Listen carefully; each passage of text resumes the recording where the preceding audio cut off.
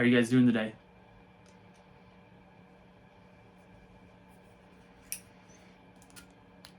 I'm doing quite fine.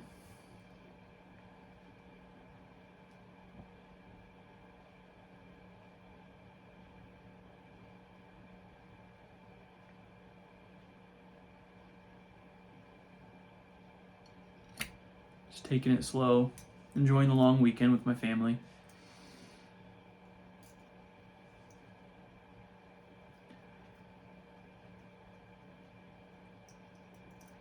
I actually just got back from the gym this morning and just met like this nicest older guy.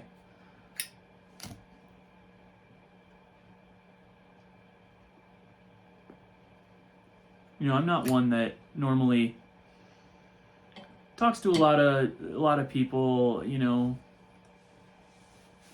when I'm out doing my own thing. Like, you know, I was on the elliptical working out, and I'm reading my book while I'm working out, just minding my own business, and there's a guy that walked in. He's been in there almost every Saturday that I've been there. Kind of keeps to himself usually. He's doing the rowing machine. And he walked up. And all of a sudden he just starts talking to me like we know each other. You don't see that a lot nowadays.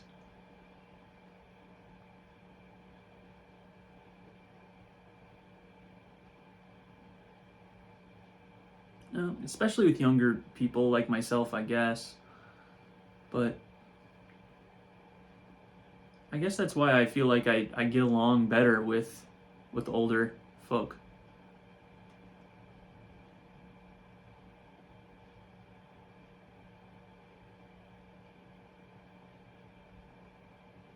We weren't talking about much. We were just talking about the Chicago Bears and how well they were doing, and he was telling me that he liked to do the rowing machine because it was better on his joints.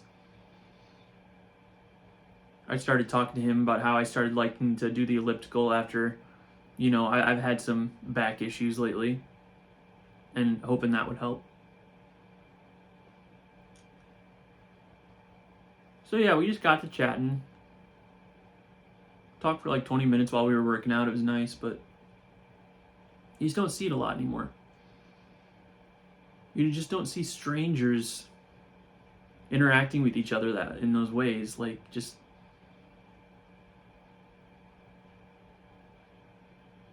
he made it so easy to just open up, and I hope I can become that person. I want to be the kind of person that can just start talking to any old average Joe on the street and just kind of make their day, you know? It's been a long, hectic week, and you know, I am an introvert, and I like to think of myself as someone who, you know, just wants to be to themselves, you know, as much as I can. But then I think the extrovert does come out in me, surprisingly, every once in a while when I meet someone like that.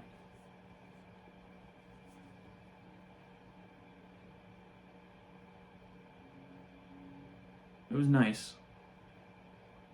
It really was. Kind of made my day. So, I hope you're having a good day as well. Today I am smoking pretty good. I believe it's a Balkan English. Cornell and Diehl Star of the East Flake. Or not Flake, Star of the East. This isn't the Flake version.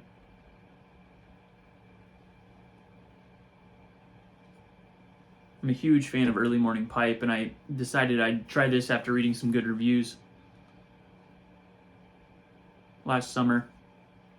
It's just very easy to light, easy to smoke, very light, gentle.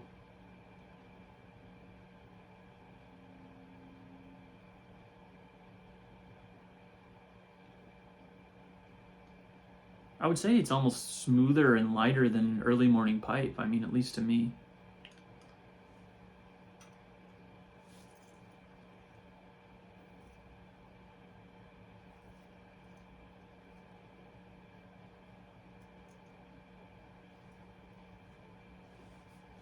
Well, since my last video, I actually hit 100 subscribers, so that was really cool to see. I got like 360 views on my last video, which was a record for my videos. I don't have a big following, but I just did hit 100 subscribers, so thank you.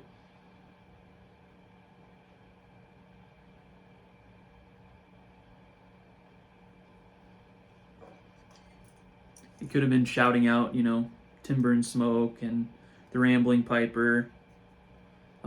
But I hope people like my videos. I just want to get on and catch up, give a little bit back to the YTPC, because I do like watching all your guys' videos. Yusuf, I like all of his videos. He's like something like Cheeky Amputee. I'll go ahead and shout him out in the description here. The Rambling Piper, of course, we were going back a little bit back and forth because he was out in his greenhouse reading, and he had his book in the background, and he mentioned his book, but he didn't mention the title, so I just wanted to know what he was reading, so he got back to me, and I was like, you know what, it'd be really cool if we like started a YTPC book club. So if anyone's interested, let me know.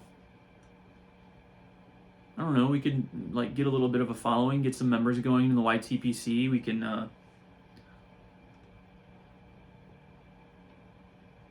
do some live book chats once, you know, a month or every so often. That'd be really cool. I am currently reading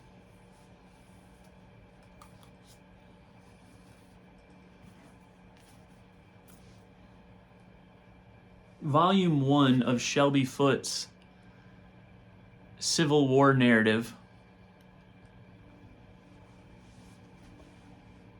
From Sumter to Perryville. And man, is it a doorstop. It is a doorstop, let me tell you what. But it's good. You know, I'm not a big history buff. Not a big Civil War buff either. Though last summer, I did watch Ken Burns' History of the Civil War documentary. And it was long, but man, I was enthralled. I loved it. And actually, Shelby Foote, the author of this, he was featured quite a lot in that documentary. He was being interviewed, and he had a lot of good takes. He was a Southerner. So some people do think that, and he did, write with a little bit of a bias, and I believe when he was alive, I think he did acknowledge that as well. But this book is really nice because you really get who these people were. I mean, we read about them in history books, but this really takes like a perspective that allows you to feel like you are sitting next to the characters in the Civil War. You know, from Jefferson Davis to Abraham Lincoln to Robert E. Lee to William Tecumseh Sherman or McClellan. It's really good. I like it. It's, like I said, it is thick. It is dense. At times it can be very, very slow. But sometimes his descriptions of the battle and his poetic way of describing just the bloodshed and the mayhem, it's compelling, to say the least. So I don't know, as I get further on, maybe I'll read a little bit out of here. I'll have to mark some good passages that would be good for a video, if anyone would be interested. But as for today, I was thinking a little bit more about how, you know, we as pipe smokers, we like to hold on to tradition, and we like to hold on to the good old days, and sometimes those good old days are, you know, I'm young. A lot of you on the YouTube pipe community are young. I think pipes are being smoked by a lot of younger people nowadays. But there's this idea of keeping tradition alive, even if it's a tradition or history that we didn't experience. You know, we might have experienced through our grandfathers.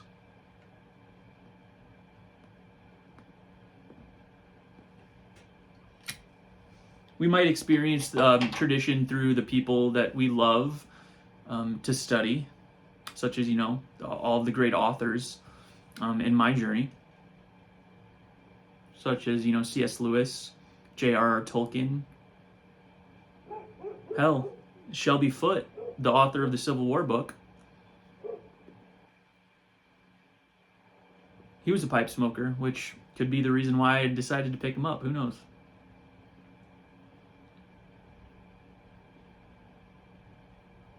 But there's this idea of feeling nostalgia for a time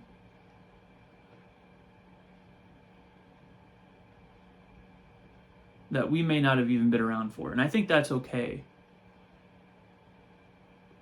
I think that's part of being an intellectual. History is real. And just because you didn't live in a time doesn't mean you can't miss it. Just doesn't mean that you can't pine for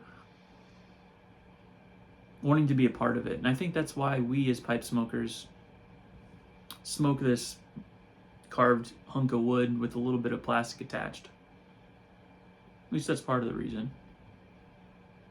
We want to keep something beautiful alive and enjoy the art, enjoy the quiet and the solitude that just isn't around much anymore. And we like to gather as friends, whether it's, you know, through the screen, but also in person. You know, that gentleman that I met at the gym this morning. You don't see too many people like that around anymore. But I'm glad they're still around, and I'm glad they're still with us. And it's my aim to be like that person that I met today. I'm going to the Chicagoland Pipe Collectors Club tonight at the Arlington Pipe and Cigar Lounge in Arlington Heights, Illinois. And you meet a lot of people like that smoke a pipe. You know, we're all friendly people. We all love the same things. We just want to share what we love. But anyway, I digress. Thinking back about a time out of sight and out of mind and something that we've never experienced before, but is kept alive through writing or history or mythology or legend. That's a lot of who we all are. So today I wanted to read a poem called Robin Hood to a Friend by John Keats.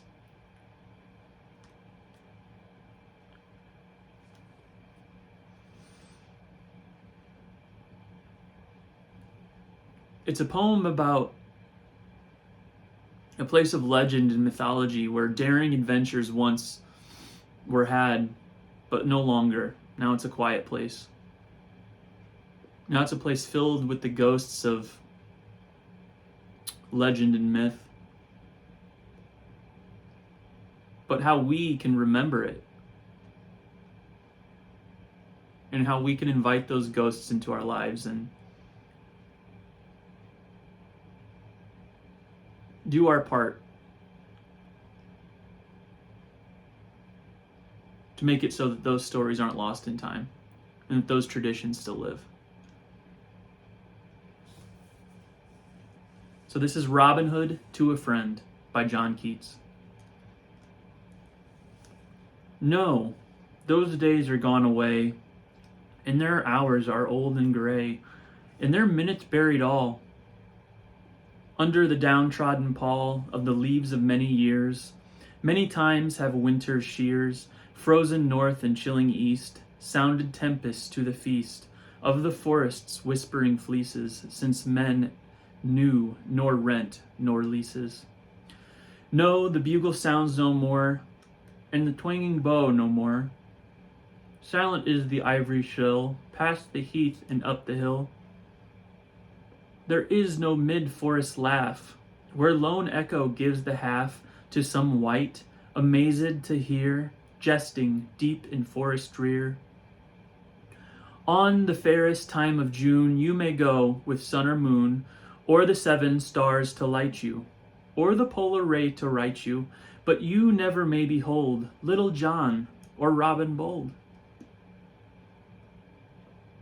Never one of all the clan, thrumming on an empty can, some old hunting ditty while he doth his green way beguile, to fair hostess merriment, down beside the pasture Trent, for he left the merry tale, messenger for spicy ale. Gone this merry Morris din, gone the song of Gamelin, gone and tough-belted outlaw, idling in the grene shaw. All are gone away and past, and if Robin should be cast sudden from his turfed grave, and if Marian should have once again her forest days, she would weep, and he would craze. He would swear for all his oaks, fallen beneath the dockyard strokes, have rotted on the briny seas. She would weep that her wild bees sang not to her, strange, that honey can't go, be got without hard money. So it is, yet let us sing, honor to the old bowstring, honor to the bugle horn, honor to the woods unshorn, honor to the Lincoln green, honor to the archer keen, honor to tight Little John and the horse he rode upon, honor to the bold Robin Hood sleeping in the underwood, honor to Maid Marian and to all the Sherwood clan, though their days have hurried by, let us too a burden try. By John Keats.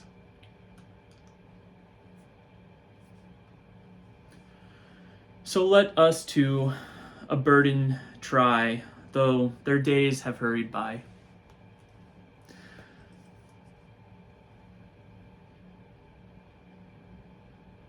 Let us too remember the good old days. And through us, those will be kept alive. I think a lot about my grandmother who recently passed away, and something I spoke with my mom about, She was someone who was the pinnacle of all of my interests. My reading, my love for music, my love for being with family. I remember I would stay with her on weekends when I was a child. She would read books to me as soon as she woke up, as long as she had her coffee first. That was always the rule. But she was one that kept those stories alive and kept the old traditions alive. She would always tell me stories about her childhood and her time with family and all of the trips that she went with her family to Colorado or out west somewhere. But anyway, when I was talking with my mother after my grandmother passed away, my mother said, Grandma passed away, and you'll always remember, and we'll always remember her, but, maybe my child won't remember her, and certainly not, my grandchildren someday, for they will never have been around when she was there. So that really got my mom sad, and I told her, my grandma and all of our family who we love and adore, they'll always live on. Not only are they a part of us through our DNA and our blood, but they will live on through all of the experience and everything that they share with us. Because of my love for literature, because of my love for reading to people, or just treating people with kindness and respect and love, that's a part of her that everyone that I interact with will always experience, including you. So, though their days have hurried by, let us too a burden try. Have a wonderful day.